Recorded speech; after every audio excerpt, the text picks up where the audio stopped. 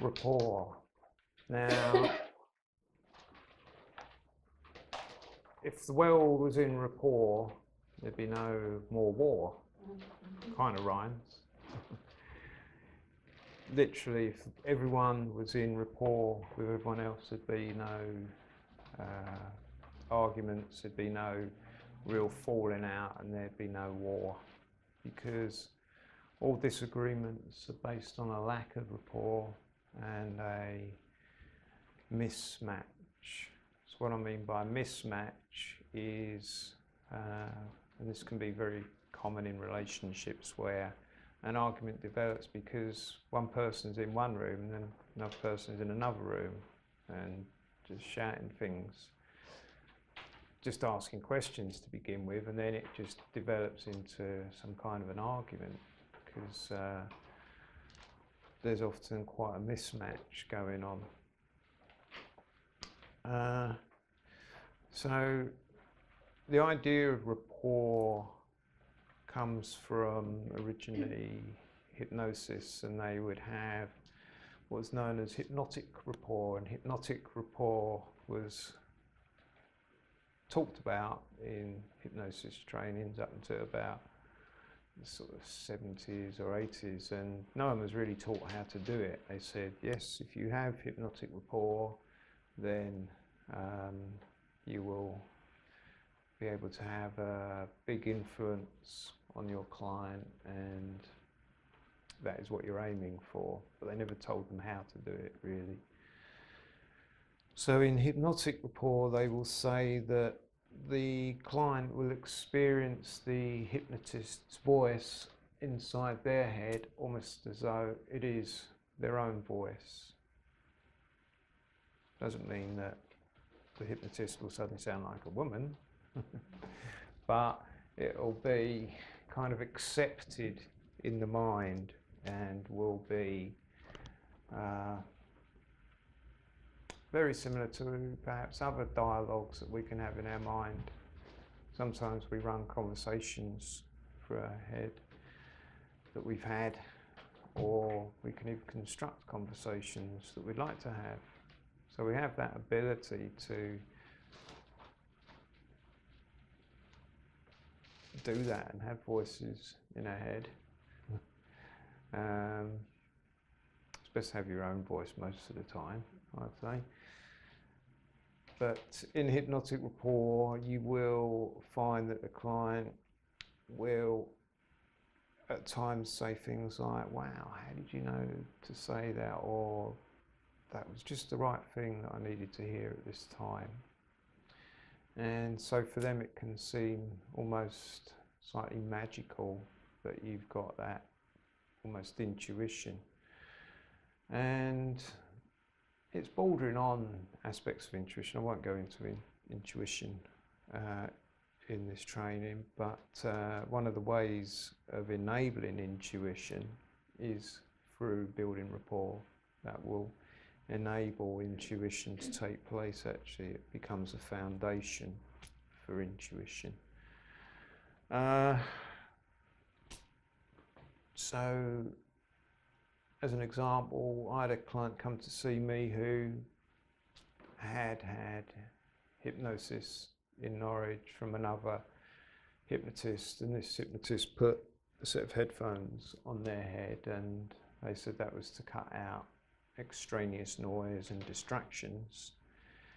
And the hypnotist spoke into a microphone, and the person said, yeah, it was very good. They said the difference between your hypnosis and what they did was I could hear their voice very clearly, and I could hear your voice very clearly, but it sounded as though your voice was inside my head, and I wasn't using any equipment to enable that. The key was to actually speak on their out breath, and I'll say more about that, but the key is to speak on the person's out breath. So rapport is where people kind of like each other and will act like each other. And it's about responsiveness. I think I said that yesterday, that hypnosis or hypnotherapy was a lot to do with responsiveness, and that's how I gauge really whether someone's a good trance subject, down to the amount of responsiveness. So the responsiveness will be dependent upon the level of rapport and your observational skills.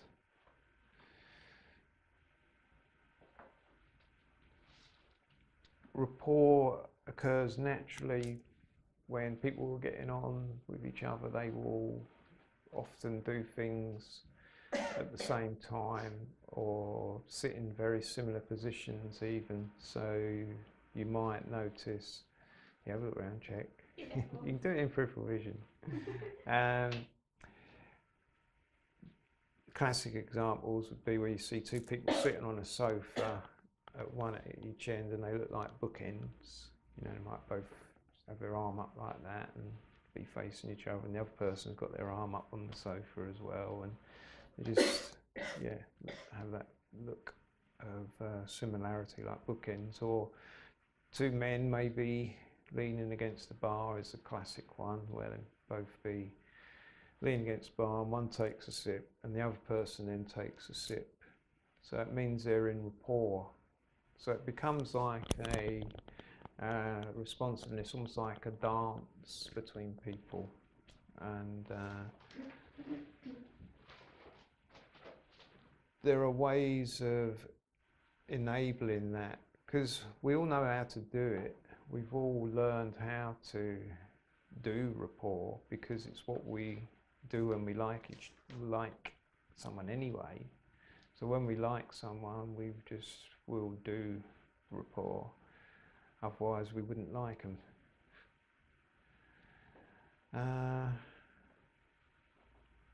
So some indicators of having rapport are that people will say something like, "Oh, it's almost like I've met you before.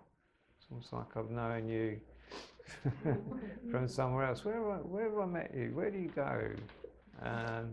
Or there's just a feeling of warmth towards the person, or you feel warmth and you feel like, yeah, they're okay. Yeah, I don't know much about them, but feel kind of warm and kind of comfortable around them. Another indicator is they might say something like, "What star sign are you?" Because if they're particularly into that way of thinking, they will think, "Ah, yes, there's a compatibility there due to star signs." Or another indicator is actually you will see a person's skin colour actually change. I mean, sort of light to dark, rather than go orange or purple or anything. So normally in NLP we won't say, "Oh, someone goes red," because if someone's of a different ethnic background, you won't see them going red. You'll see their skin darkening though. Yeah. So they have the same physiological reactions, but it just shows through the skin in a darkening of the skin. So in NLP we talk about a person's skin either going lighter or darker. And so when you have rapport, someone's skin will generally look darker. So rapport is brought about by a couple of methods. One is known as matching, and the other is mirroring. So matching is where you will be doing exactly the same postures, movements, gestures as another person.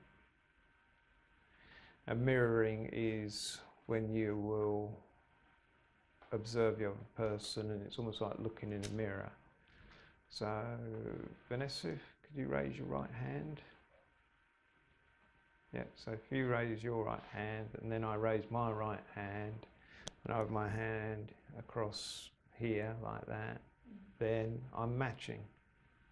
So if you keep your hand up and then I do this, no, keep that hand up. That's it. And then I'm mirroring now. So this is like looking in a mirror, yeah? Yeah. So that's two ways of establishing rapport. And the differences are that if you match, you will get a deeper rapport to the point where someone's thoughts, feelings can become accessible to you. So you will then perhaps go to say something, they say, oh yeah, I was just thinking that. And it happens because we've got what are known as mirror neurons. We have these mirror neurons in the body and they enable a depth of empathy to occur. So mirror neurons will be working outside of conscious awareness. As an example of how it can occur, you might be sitting with a group of people and suddenly you yawn and then someone else yawns and the first person yawns goes, I don't know why I'm yawning, I'm not even tired. The reason they could be yawning is because unconsciously you sense the other person needs to have more oxygen. So actually by you yawning, you then cause the other person to yawn and they pick it up in their mirror neurons unconsciously and yawn. Yeah. So yeah, mirror neurons are key to us having empathy. Now, when people do get on really, really well, they will match a mirror. If you're working with clients, for instance, who might be a little bit unwell, and I mean, if I match someone who's asthmatic, I can end up with my breathing affected for hours afterwards. I did that with my little boy. He was only about 3 and he was having an asthma attack and we went to the ambulance. And I physically hurt because I was like, it's that short, shallow agony. Yeah. I was mirroring him. Yeah. And I thought, wow, if that's how he's feeling, then, you know, I won't get it. It's awful. Yeah. No, it's good to have an example. Yeah. And it can even happen if someone's got a shoulder problem or back pain, and if you match them, you can end up with a back pain, shoulder pain, even if you've got nothing actually physically wrong with you. It's only temporary, fortunately, unless there's the thing of matching posture, and if you're matching someone's posture, which is kind of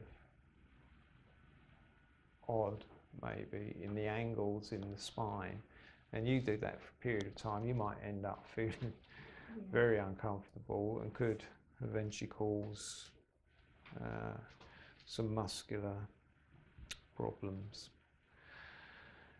So mirroring is better if you're working with clients, for instance, who are depressed or have got asthma or some physiological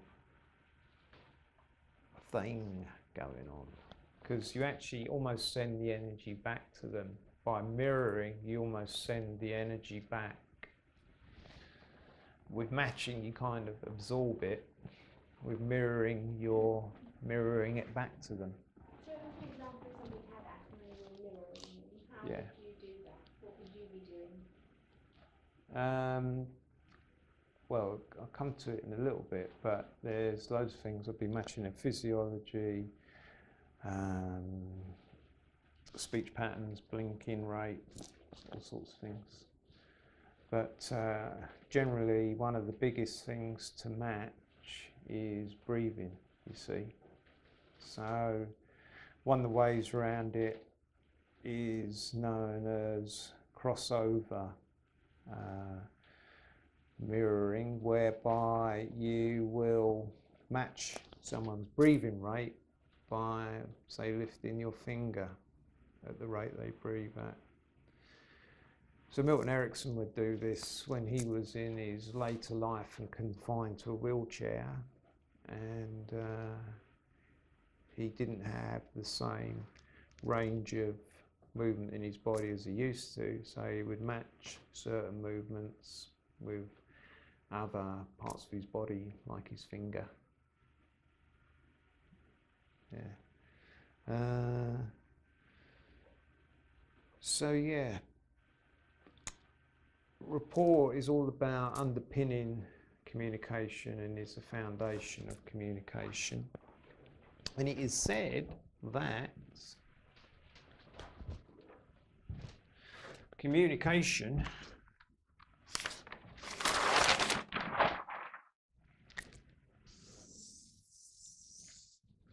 can you see that okay over there?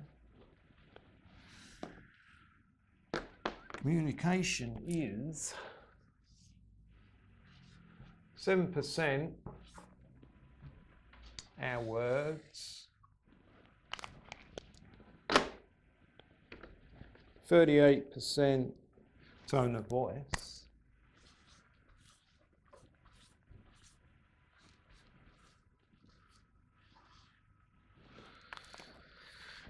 and 55% physiology. So the greatest part of our communication is always through the body. And if you're on the phone, the tone of voice becomes 93% of your communication.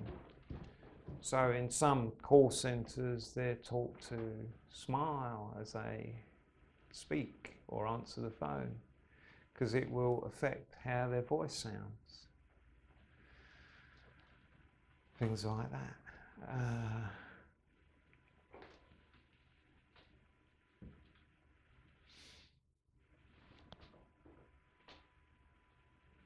So yeah, we put a lot of emphasis on words, and words do have a certain power, but actually in the realm of communication, they are a very small part of communication. A simple example, if you'll look at me, is you'd be able to tell whether I merely, do I really mean what I'm saying? Do you really believe what I'm saying? And that will happen. That's how lie detectors work, and you can learn to detect lies if you want to, because there's always a mismatch between the physiology and the words in particular, because lying's all done consciously unless a person's a psychopath, and then they normally believe what they're saying anyway.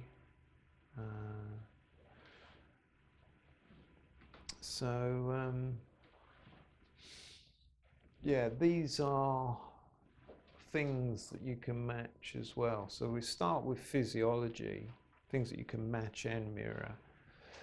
So coming down the page, you got a bit of a black blob next to posture, or a little dot, depends how you look at it. And if you match someone's posture, that will enable you to match your mirror. Simply,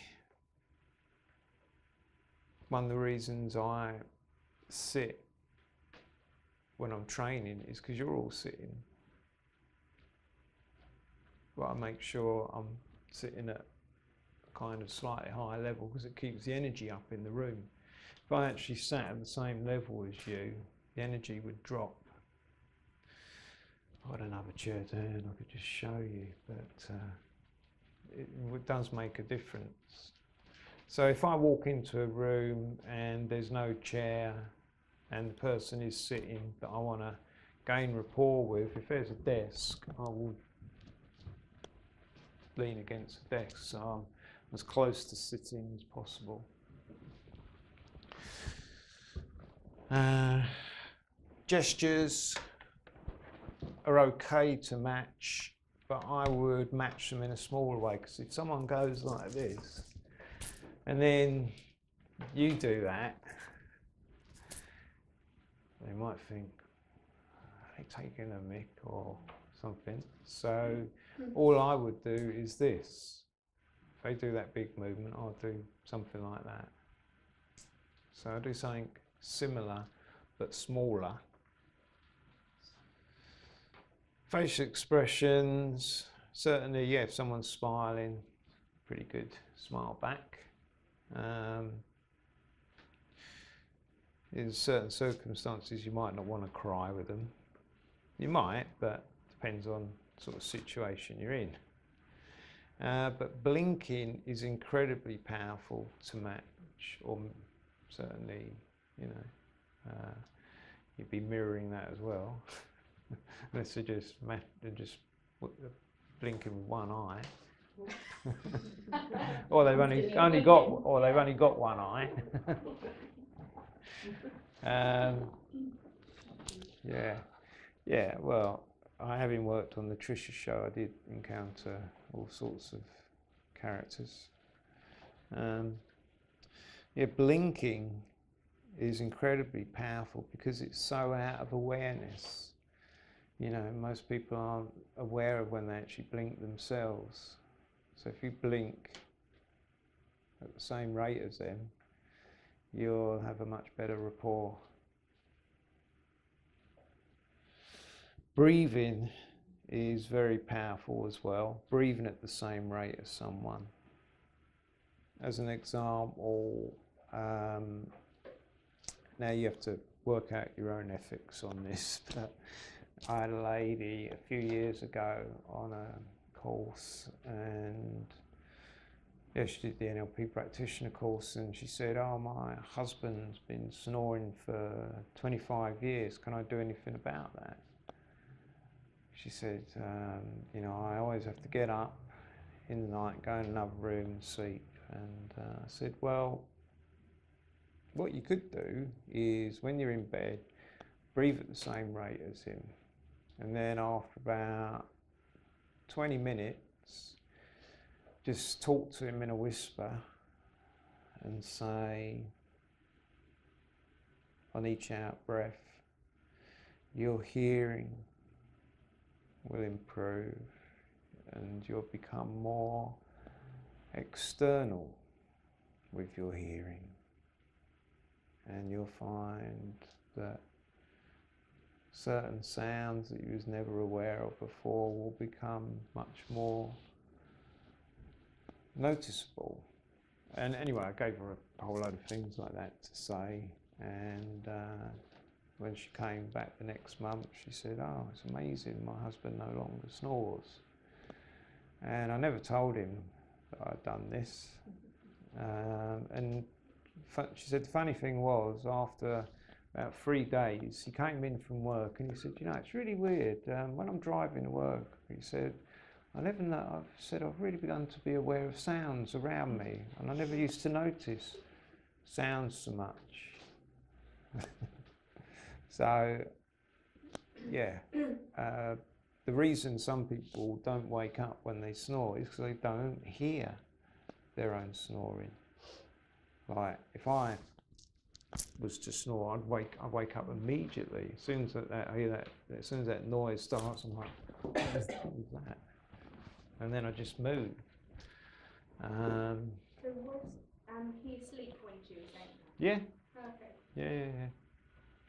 Yeah. So by breathing at the same rate as him for about 20 minutes meant that she was in very deep rapport with him by then, and therefore he was very open to suggestions because he's asleep, so his unconscious is, even when you're asleep, your unconscious is continually aware. So you're very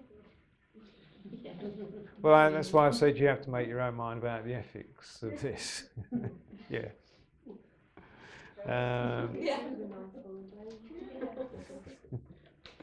Yes, you will put the bins out.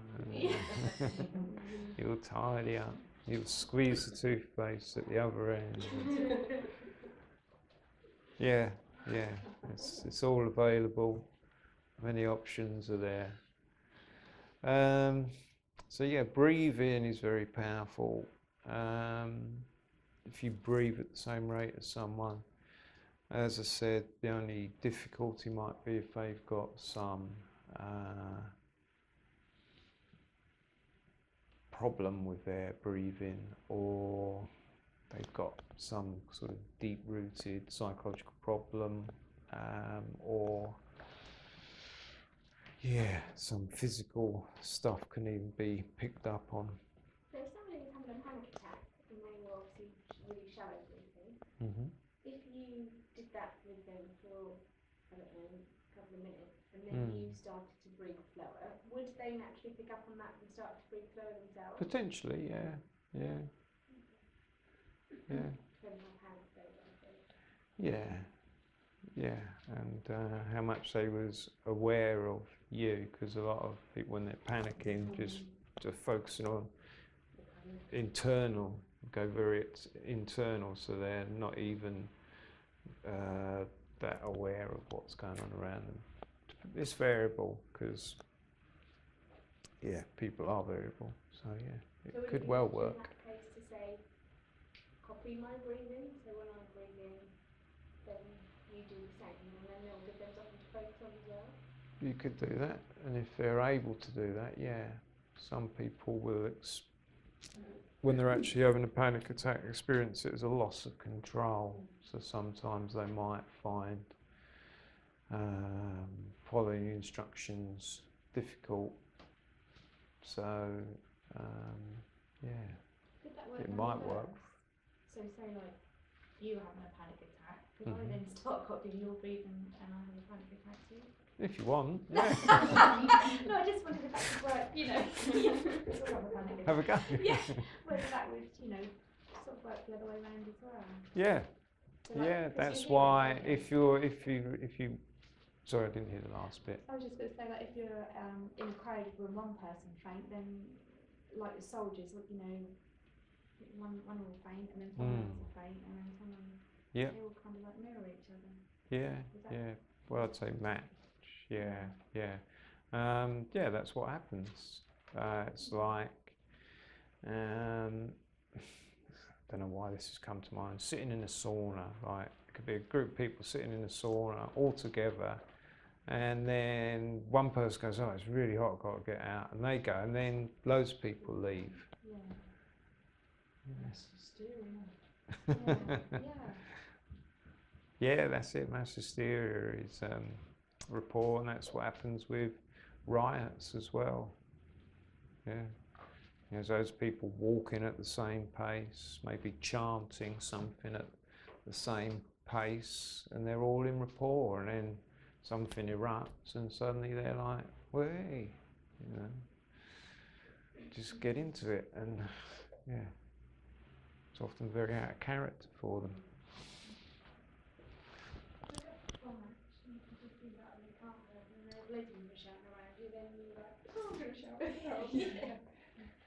I thought you were just going to say, go and beat someone up. No, I have enough control not to. I'm glad to hear it. I feel a lot safer. Good.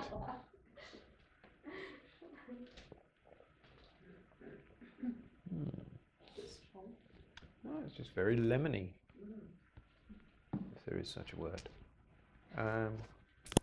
Okay, so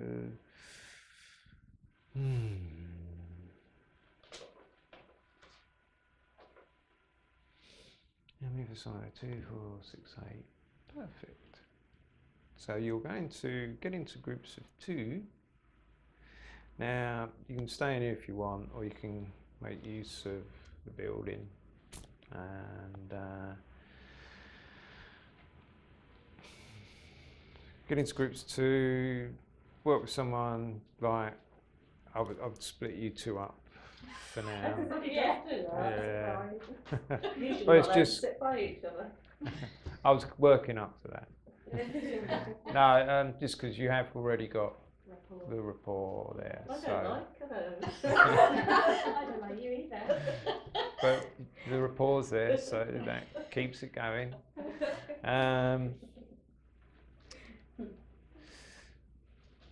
Yeah, so you decide who's going to be A, and then who's going to be B, and then A is going to argue with B. So you will need to decide something that you can argue about, and can be immigration, abortion, vegetarianism,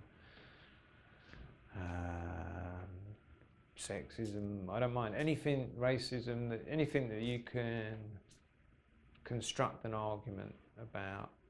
You might not be 100% into it, but have a good go. And then after a few minutes of arguing back, B will start to match A. So B will start to match A, so match their physiology, match any movements subtly. Key to breathing at the same rate as someone who's speaking is as they're speaking, you breathe out. Because to breathe in and speak, I don't know how to do it. Maybe someone can, but yeah. And then see what happens. When they're speaking, you breathe out? Yes. What happens if they're ranting though and you don't get a chance to breathe, because I tend to rant if I start. Then you're breathing out all the time and not getting a breath. Well, you're certainly being rapport. On the floor. In rapport on the floor. Well, it's going to be an interesting argument then, whoever goes with you. So yeah, things to match are blinking, breathing, facial expressions to a certain degree. If they've got a twitch or something, you wouldn't match that. just as a clue.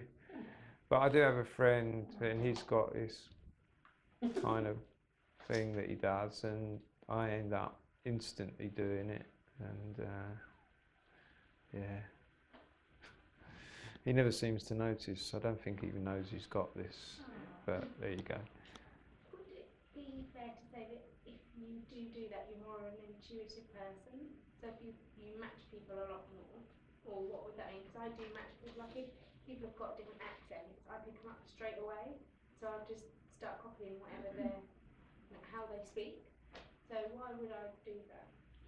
Because it is like people that move to a different country, like Scottish, and they never pick up this accent here, but I could spend probably an hour with somebody who's Scottish and start speaking like him. Okay, yeah. Excellent. I think that's just the way you are.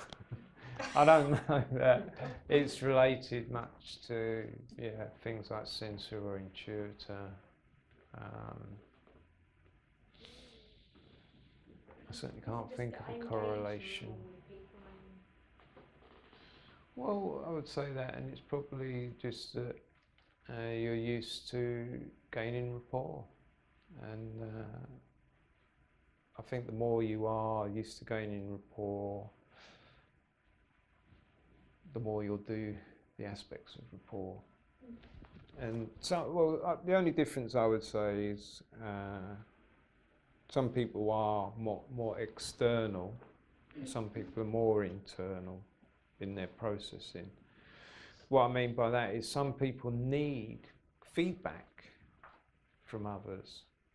Like if they said to themselves, "I've done a really good job," they'd go, "Well, no one said I have, so I don't really know that I have." So they need someone to either send them an email, say something to them, otherwise they haven't got a clue. And that's why some people end up just feeling crap at work, because they're actually getting no feedback.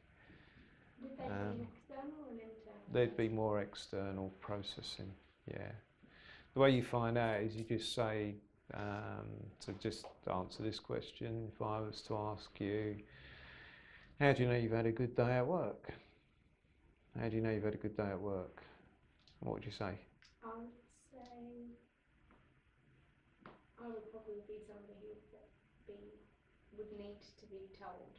I think I probably think, well, I'd perhaps feel it, but if somebody said I'd done a good job, then I feel like I really have done a good job. Yeah, so that's like your convincer. So yeah, so notice what other of you actually said in answering that question. Because some of you would be just, oh well, I feel good, or I feel happy. It's as simple as that for some people. And then that means you're easy to manage. When people need more external, managers aren't aware of that if they're internal. So they are the ones who won't bother giving much feedback, because they think, oh well, they've done the job, that's great, good, excellent. But they don't actually then pass that feedback on. You know, if you want to pick, say, a captain of a team, you'd certainly want to pick someone who's more external. There was a Swedish airline company that was going bankrupt, and the simple thing they did, which is similar to this, is they actually interviewed people, but they weren't interested in what they said at all. What the interviewer would do is, whilst talking to them very close, standing or sitting quite close to them, is they would accidentally drop their pen on the floor. If the person picked the pen up, they would hire them as an air stewardess. And they then hired all their staff on the basis of that, and turned the company around completely, because they had then people who was completely other orientated, not self-orientated. So, someone who's self-orientated will think, well, you can pick it up. Or they could have a fractured spine and not be able to pick it up. Well, there's always excuses.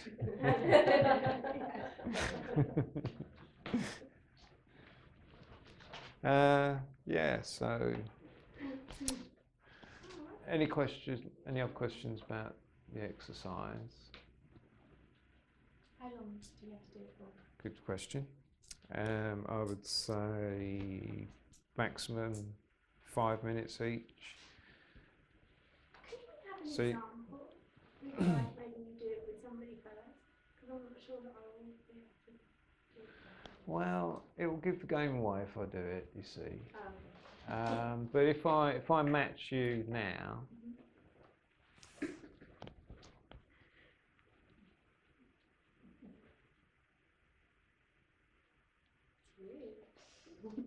well, we aren't speaking for one thing, so yeah, there would be that element to it. So that is simply what you're going to do, but you will have dialogue. Okay? Does that help? Good. Okay, any other questions? All right, so yeah, remember about the matching after about 2 minutes. So just get into the arguing, see if you can escalate the argument to begin with, and then remember to match. Remember to match, because I do remember someone who once forgot and